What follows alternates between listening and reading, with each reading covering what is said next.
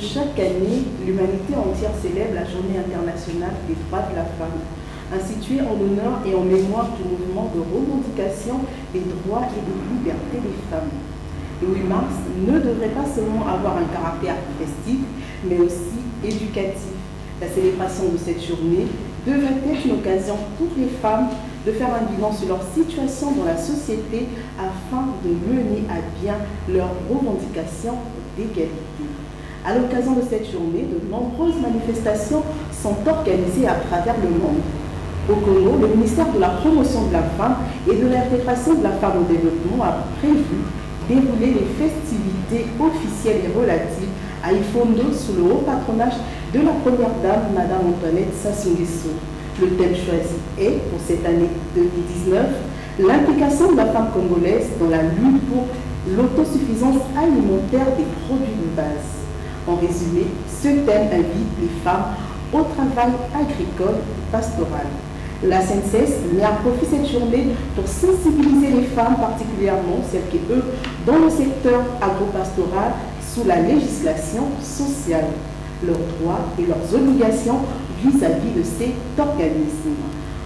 Alors, vous l'avez compris, ce soir, nous allons donc recevoir des femmes du cadre de la CNCS. Avec elles, nous allons parler de cette journée et nous allons également parler du droit de la femme. Bonsoir et bienvenue dans votre émission Écho de la sécurité sociale. Je vais saluer notre première invitée, Madame Patricia Lekoba. Elle est chef de l'agence CNCS de Bakongo. Bonsoir Madame. Bonsoir Madame Samuel. Notre deuxième invitée, c'est Madame Makedi Julie Berry. Elle est chef de l'agence de Tarangay. Bonsoir Madame. Bonsoir. Alors, on va commencer avec vous Madame. Est-ce que vous pouvez vous présenter brièvement? Je suis Madame Lekoba Patricia, inspectrice de sécurité sociale et actuellement chef d'agence à la CNCS de Bakongo. Je reviens à vous, Madame Mackenzie. Pouvez-vous vous présenter? Madame Aguilera Julie Berry, chef d'agence de la CNCS Salaraï. Je suis inspectrice principale de sécurité sociale. Alors, pour revenir sur notre thème, je le rappelle, implication de la femme congolaise dans la lutte pour l'autosuffisance alimentaire des produits de base. Que vous inspire ce thème? Madame Issamou, pour répondre à votre question, tout d'abord, comme vous avez su le dire dans votre introduction, c'est que cette journée est consacrée à la femme. C'est une reconnaissance par nos organismes internationaux pour justement consacrer la femme dans ses différentes œuvres, pour les nombreuses luttes, mais également les combats qu'elle mène en faveur de l'autonomisation des femmes et également de l'égalité des sexes. Cette année, le thème qui a été choisi se rapporte un peu à celui de l'année passée, qui est l'implication des femmes congolaises dans la lutte pour l'autosuffisance alimentaire des produits de base. Ce que nous devons retenir de ce thème de mon point de vue, c'est que c'est une invite faite justement aux femmes à s'investir, sinon davantage, dans le travail agricole. En tant que femmes, nous avons l'obligation de nous impliquer. Pourquoi? Parce que nous sommes les premières concernées dans la société.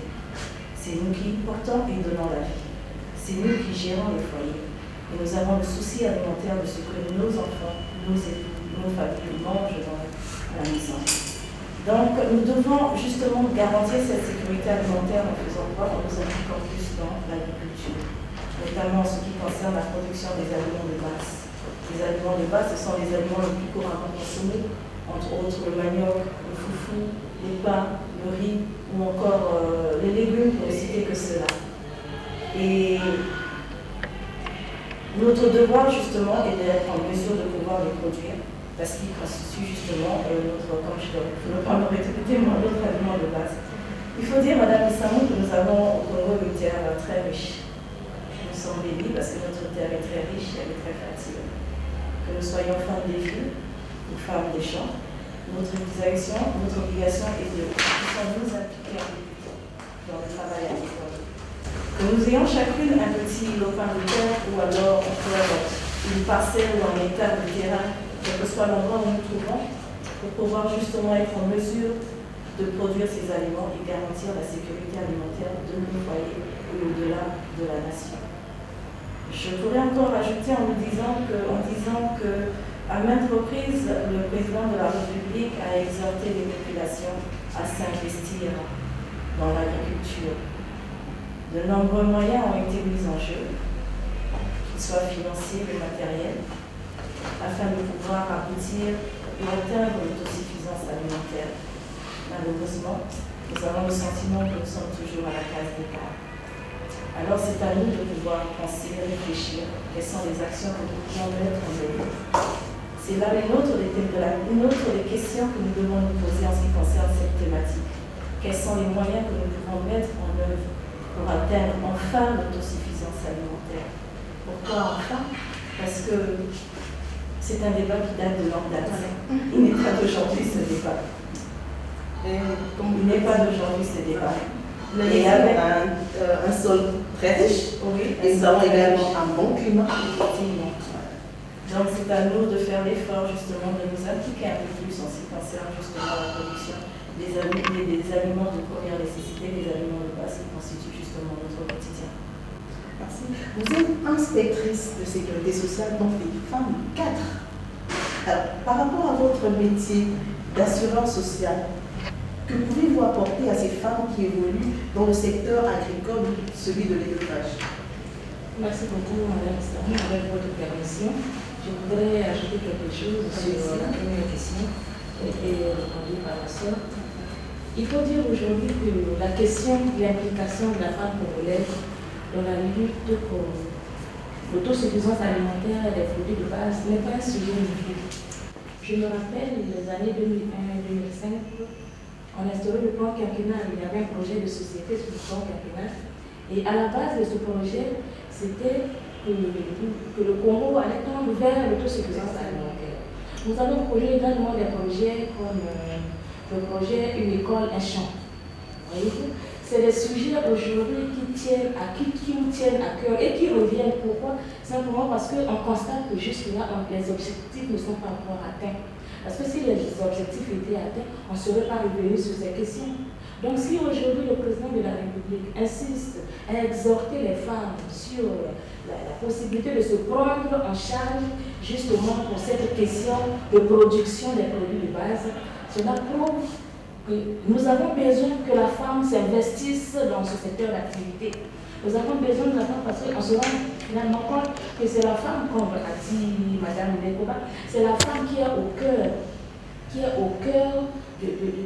qui est en charge, on peut dire, des ménages. C'est la femme aujourd'hui, si on parle de nos villages, c'est la femme qui est là dans le travail champêtre. Donc il faut exhorter cette femme-là justement à avoir cette idée-là et se dire que j'ai une lourde responsabilité parce qu'à travers moi, de mon travail de production des produits de base, je nourris toute une nation. On ne cesse de revenir sur ce sujet. Qu'est-ce qui fait que la femme ne prenne pas encore conscience en tant que femme? Si vous pouvez réfléchir un peu à la place des autres femmes, que direz-vous? Oui, à cette question, on peut se dire, on peut répondre de multiples façons. On peut se dire, on n'est pas conscient de la responsabilité que nous avons.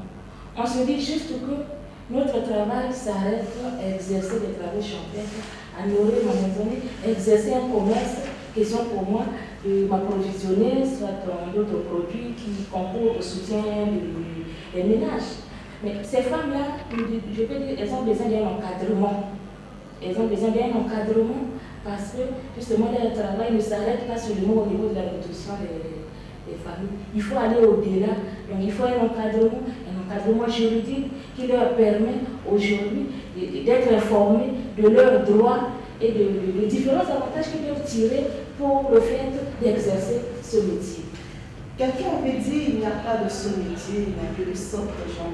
On constate qu'aujourd'hui, surtout la jeune fille, aspire plus à la couture, l'esthétique. Est-ce que ce n'est pas peut-être le fait de travailler la terre qui freine peut-être ces dernières? Elles se disent, je vais aller travailler la terre, mes ongles seront sales, est-ce que je pourrais m'habiller, est-ce que je pourrais briller comme les autres? Quand on voit, c'est peut-être un cliché, quand on voit nos grands-mères, c'est vrai qu'une fois quand elles rentraient à la maison, elles ne faisaient pas attention à elles. Est-ce que ça aussi, ça ne joue pas un peu sur l'attitude des filles? Effectivement, Madame Issamou, à ce sujet, il faut reconnaître que le travail de la terre, le travail agropastoral, est un travail pénible. C'est un travail de dur labeur. Alors, planter, d'abord il faut labourer la terre. planter les emplois et ensuite attendre la récolte pour pouvoir la vendre. Je n'ose imaginer ce que ces femmes vivent, ce que ces jeunes filles qui fuient justement ce travail agricole peuvent subir ou peuvent ressentir. C'est un travail qui nécessite un effort physique, mais également un effort moral. La femme qui est dans le secteur agricole peut attendre de la CNSS ou de vous, assureur social. Il y a des textes qui encadrent la sécurité sociale. Et dans ces textes, nous avons effectivement des textes qui mettent en exergue également la prise en charge de ces femmes agricultrices ou éleveuses ou, comment dirais-je, les femmes exerçant les travaux champêtres. La loi a pris des dispositions également pour ces femmes pour leur prise en charge. Et pouvez-vous nous parler de ces dispositions, quelques-unes? Alors, les dispositions qui donnent droit justement à cette catégorie de socio-professionnels de femmes, nous avons d'abord, entre autres, la disposition de l'article 3 du Code de la sécurité sociale, qui est très explicite en matière d'assujettissement à la CNSS. Alors, toute personne travaillant pour le compte d'une autre personne doit être impérativement déclaré à la CNSS par son employeur. Il doit être enregistré dans le fichier. Là, je pense par exemple aux personnes, à ces femmes qui travaillent dans des coopératives ou dans des associations. Nous avons des coopératives telles que Agri-Congo. Ce sont ces femmes justement qui travaillent dans ce genre de coopératives qui doivent être déclarées par leur employeur. Celui-ci a l'obligation, sous la quinzaine, de se rapprocher de la CNSS et de garantir la sécurité sociale de la personne qui travaille sous ses ordres. Nous avons également l'article 4. L'article 4 qui traite des assurés volontaires. L'article 4 du même code de sécurité sociale, parce que je disais, nous avons des textes qui encadrent donc, ces différents secteurs d'activité. Ces femmes-là ont le devoir de venir s'immatriculer elles-mêmes à la CNSS. Elles ne savent même plus, peut-être pas. Voilà des occasions c'est le 8 mars aujourd'hui, nous prenons notre temps de d'abord instruire ces femmes, c'est pour qu'elles aient l'information, parce qu'il y en a qui ne le font pas, non pas parce qu'elles ne veulent pas, elles n'ont pas d'information. Voilà, c'est des occasions comme ça, quand nous passons aux émissions, c'est pour que ces femmes-là soient informées de ce qu'elles doivent faire au niveau de la CNSS pour ce qui est le même. Alors, elles se diront certainement, je paye mes taxes, je paye ma patente, je ne fais que faire sortir de l'argent, je ne gagne rien en retour. Que peut-elle attendre de la CNSS? Il y a beaucoup d'avantages qui s'offrent aux femmes exerçant dans le secteur agricole ou agro-pastoral au niveau de la CNSS. Ces avantages, notamment, elles sont multiples. Il y a de multiples prestations que nous pourrons servir à cette femme en termes d'avantages. Nous avons par exemple le premier avantage qui est le bénéfice des allocations familiales. Quand nous parlons d'allocation familiale, tout de suite on pense aux hommes. C'est les hommes qui sont les chefs de famille, c'est eux qui doivent percevoir les allocations familiales. Or, la loi n'exclut pas les femmes. Pour les hommes, nous parlons des allocataires, mais pour la femme, nous parlons des filles mères.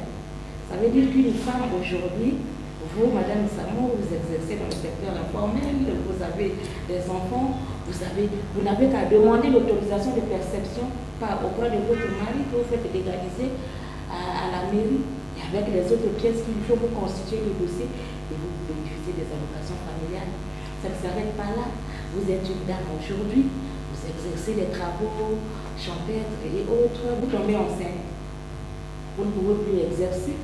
Vous devez vous reposer parce que vous attendez l'accouchement. Mais pendant cette période-là, vous ne recevez plus votre revenu.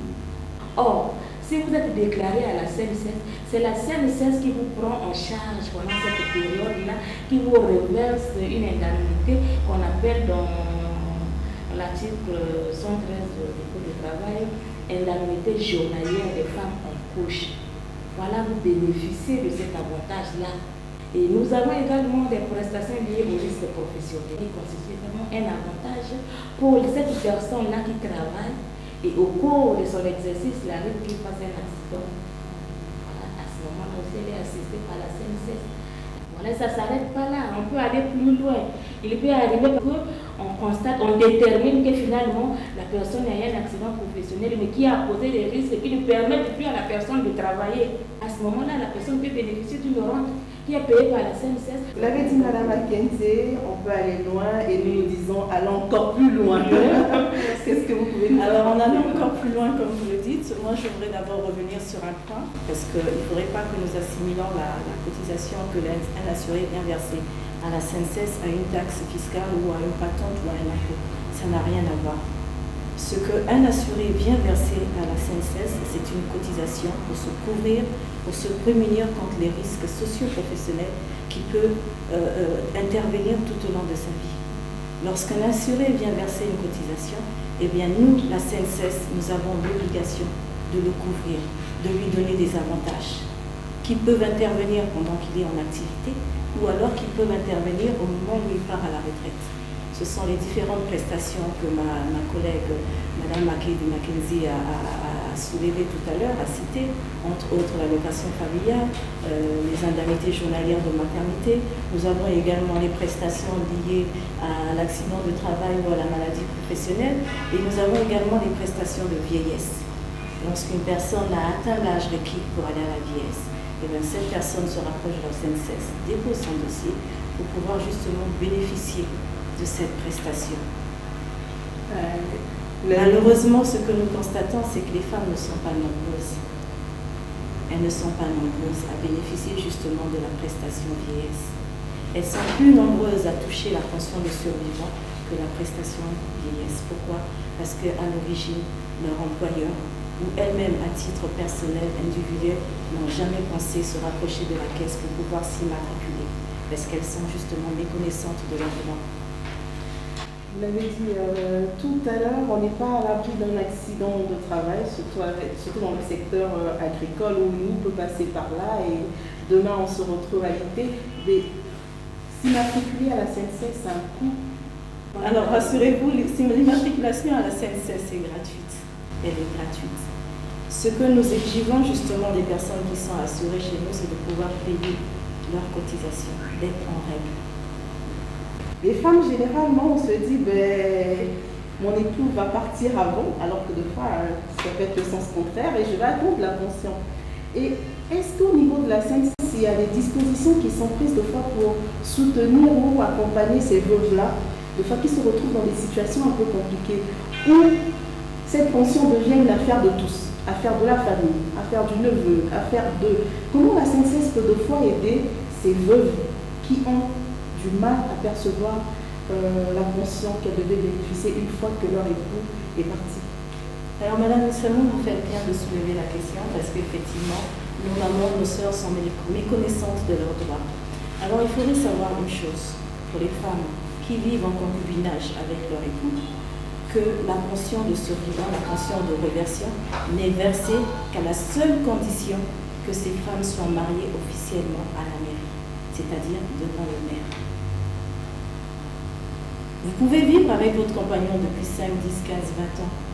Que votre compagnon soit le père de vos enfants ne vous donne pas systématiquement le droit de toucher une pension de réversion. La condition, c'est que vous soyez mariés officiellement, pas le mariage coutumier, mais le mariage officiel devant monsieur le maire. C'est une façon pour nous d'inviter nos mamans, nos sœurs, justement à négocier avec leurs concubins afin de pouvoir régulariser leur situation matrimoniale. Parce que ce que nous voyons à la CNSS, c'est désolant. Nous voyons de nombreuses mamans qui, lorsque leur époux salarié décède, se rapprocher de nous et venir demander une pension.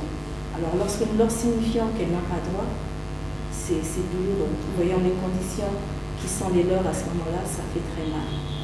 Donc chère maman, chère soeur, c'est l'occasion pour vous de négocier avec vos concubins à la régularisation de votre situation matrimoniale. Je voudrais dire également que cette situation, cet avantage et vice-versa, il peut y avoir des femmes salariées justement qui décèdent. Parce qu'il faudrait que tout soit équitable. Aujourd'hui, nous sommes en train de parler de l'équité et de l'égalité des sexes, mais sachez également que l'égalité des chances également. Voilà, des chances. Sachez que s'il arrivait qu'une femme salariée venait à décéder, eh bien, le conscient survivant peut bénéficier justement de l'allocation, de reversion que nous versons justement au conjoint qui reste, mais à la seule condition, c'est que effectivement le mariage ait été célébré à la mairie, c'est-à-dire devant monsieur le maire. On revient sur celle qui évolue dans le secteur agro-pastoral. Une fois qu'elle s'est assurée volontairement, combien doit-elle payer au titre des cotisations sociales et à quelle période? La CNSS ne détermine pas le salaire qui devrait servir le calcul des prestations que nous devons verser à l'endroit de nos clients qui sont les employeurs ou les assurés. Le système est déclaratif. C'est à elle-même de déclarer un salaire. Pour une maman qui fait une déclaration de 54 000, elle aura à payer donc de 24,28%. Elle est à 12 000 francs de cotisation mensuelle. Cotisation mensuelle. Vous, en tant que femme cadre, Madame Akédi, vous êtes responsable d'une grande structure. Je rappelle que nous sommes ici à la CNSS de Talangay. Vous verrez les images, c'est un grand bâtiment. Et à la tête, une dame. C'est pas donné. Madame Lekova, grande structure également à Bakongo. Des femmes qui sont là dans les sphères de décision, des femmes qui occupent des grandes places, des places de choix. Aujourd'hui, notre jeunesse n'a pas de repère. Qu'est-ce que vous pouvez dire à ces jeunes filles? Parce que je pense que la jeunesse, c'est l'avenir de demain. À ces jeunes filles qui se cherchent encore, à ces jeunes filles qui sont sur le banc de l'école, qu'est-ce que vous pouvez leur dire ce 8 mars? J'invite ces jeunes filles à penser autrement, en changeant leur comportement, mais également en pensant autrement. Nous avons l'éducation justement de nous investir, de nous impliquer dans ce que nous faisons, dans ce que nous attendons de la vie. Que recherchons-nous réellement? À être assistés ou alors à devenir autonomes? Que faire pour le devenir? Comment faire pour atteindre justement cette autonomie que nous revendiquons? C'est en restant passif, en attendant que tout nous soit donné sur un plateau d'argent, ou alors en revendiquant, en cherchant, en nous battant, en nous imposant justement dans cette société. Nous avons tous été à l'école. Déjà, depuis le banc de l'école, on se démarque toujours de par notre travail. On a des amis à qui on est passé par le collège, par le lycée, et c'est cette instruction-là qui nous permet aujourd'hui de nous défendre tel que nous le faisons aujourd'hui.